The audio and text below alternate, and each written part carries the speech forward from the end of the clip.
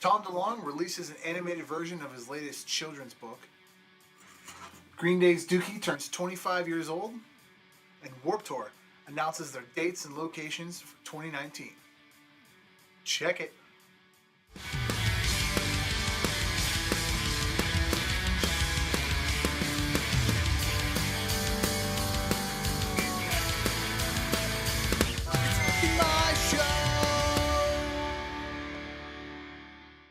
Welcome guys to the Set Break, your weekly source of pop punk news and other things that I find relevant in the community. Still don't know what the hell I'm doing yet. Let me just start talking about music.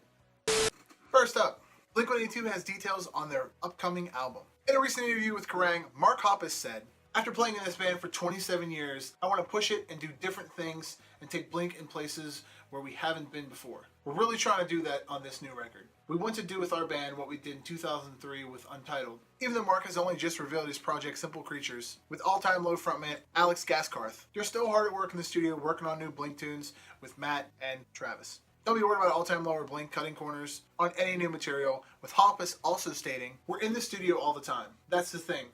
Our main bands are our main focus and always will be. We have our outside interests and our outside things, but we're pretty straightforward with one another. Blink really is everybody's priority, and that's understood among all of us." You can check more info out on Mark and Alex's band Simple Creatures in the link below. On kind of Blink-182 related news, Tom DeLonge releases an animated version for his latest children's book. The animation, which features narration by Blink-182, Angels and Airwaves, and Boxcar Racer frontman Tom DeLonge, is about 5-6 minutes long and is animated by Zach Passero, while the book's illustrations, which are included in the animations, were done by Ryan Jones. "Who here knows who took my clothes? Who here knows who took my clothes?" I yelled loudly out the window.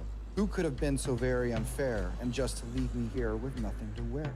Tom explains his writing process with the release of the animation and how the story came to be. Children's books are fun because they're similar to songwriting. They're short pieces of poetry and rhyme. I thought it would be funny to write a children's book about a man running around looking for his clothing. I actually started writing this one long before I published my first children's book, The Lonely Astronaut. In addition to his children's books, Tom is also working on his latest addition to the Stranger Times series, which plans to be a graphic novel that is, for now, to be announced.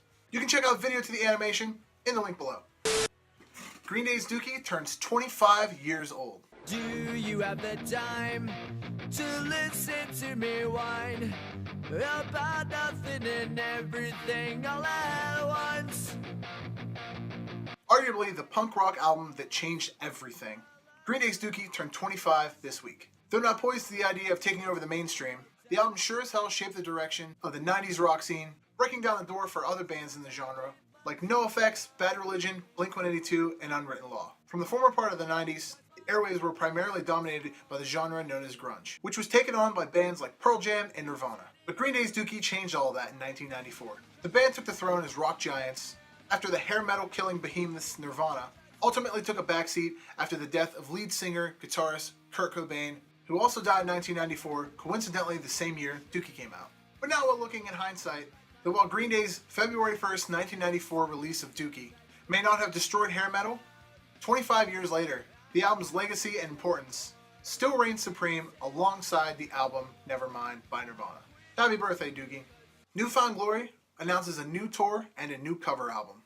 NFG have recently announced the details of their upcoming cover album, From the Screen to Your Stereo 3, which anticipates some surprises on the record. They spent the better part of December 2018 teasing songs that would inevitably make an appearance on the record, but now has all been confirmed. Covering everything from Eye of the Tiger from the Rocky III soundtrack to Let It Go by Frozen. You can check out the album in its entirety May 3rd, 2019. Along with the album, the band also announced an upcoming tour with Real Friends, which kicks off in Charleston, South Carolina on May 30th, and extends all the way until July 14th, where the band lands back home in Fort Lauderdale, Florida. Details to all that in the description below. Last but not least, the news that shook the waters this week was that the Warped Tour announced its dates and locations for 2019. Over the last 2 decades, the Vans Warped Tour built its legacy as one of the must-attend summer festivals for rock and music lovers alike. Since its start in 1995, the festival provided a platform for established as well as up-and-coming artists, including Katy Perry, NoFX, Blink-182, Green Day, Limp Bizkit, Eminem, and more. While 2018 put the festival's cross-country run on indefinite hiatus, an announcement was made that the Warped Tour would continue on with the Warped Tour experience, but on a much larger scale over 2 full days. 50-plus bands across multiple stages, extreme sports ranging from skateboarding to motocross, and an exhibit of the art and history that has come out of the tour. For more information on the Warped Tour, check out the link in the description below. Hey guys, now that we're at the end of the video, thank you for commenting, and subscribing. You can check out more music news, reviews, and interviews on thepoppunkdad.com, and more on this channel, the Pop Punk Dad TV. I have a weekly podcast called the Pop Punk Dadcast, which is on SoundCloud and iTunes now. Please subscribe to that as well. Share this on over to anyone you know that likes pop punk news and music news. And above all else, guys, stay pop punk. Later.